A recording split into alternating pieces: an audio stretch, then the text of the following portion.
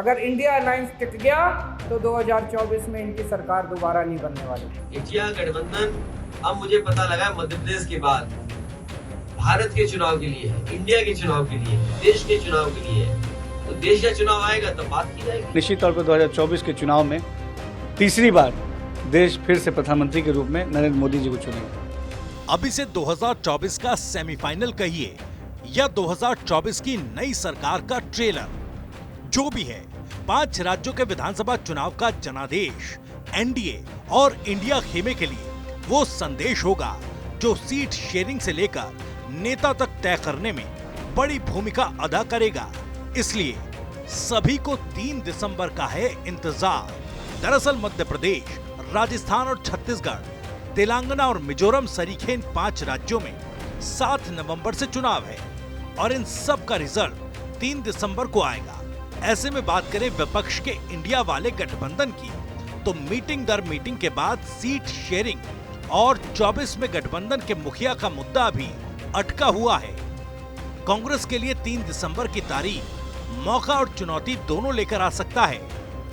यानी 3 दिसंबर के बाद तय होगा कि विपक्षी गठबंधन इंडिया में कांग्रेस की हिस्सेदारी और भूमिका क्या होगी। चुनाव में कांग्रेस ने बेहतर प्रदर्शन किया तो सीट शेयरिंग में ज्यादा हिस्सा मिलेगा। कांग्रेस और राहुल गांधी की भूमिका मजबूत होगी। अगर कांग्रेस कमजोर रही तो सीट शेयरिंग से लेकर चेहरे तक के मुद्दे पर समझौता करना होगा। मेरा आप लोगों से निवेदन है कि अब हमें खूब मेहनत करनी पड़ेगी।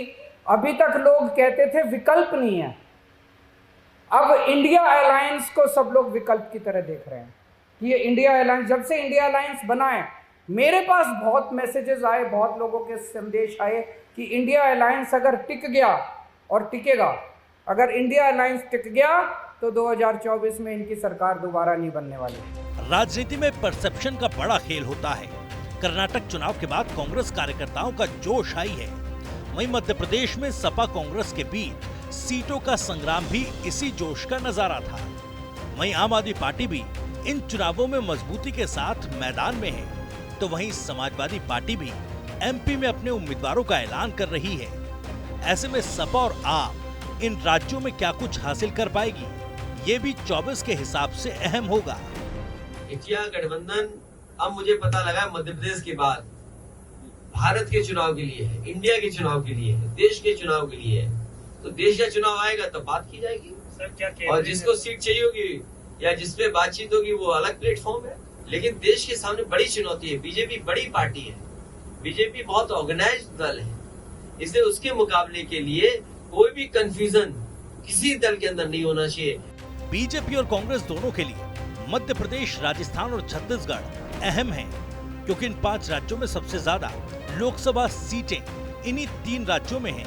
हालांकि बीजेपी के लिए अच्छी बात ये कि एनडीए का कोई घटक दल इन राज्यों में बीजेपी के सामने चुनाव नहीं लड़ रहा, जैसा कि इंडिया गठबंधन में हो रहा है।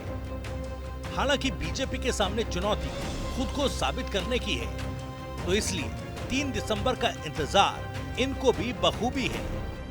क्षमता अपने सपने जो है अपने क्षमताओं के अनुसार देखने चाहिए। प्रधानमंत्री मोदी जी के नेतृत्व में हमारा देश विकास के पथ पे आगे बढ़ रहा है और आज देश की जनता को हमारी मोदी सरकार पर पूरा भरोसा है और निश्चित तौर पर 2024 के चुनाव में तीसरी बार देश फिर से प्रधानमंत्री के रूप में नरेंद्र मोदी जी को चुनेंगे। बहरहाल पिछले कुछ समय से इंडिया गठबंधन के भीतर सीटों के बंटवारे और नई मीटिंग को लेकर भी फिलहाल कोई खबर सामने नहीं आ रही, यानी सभी की नजर 3 दिसंबर पर है।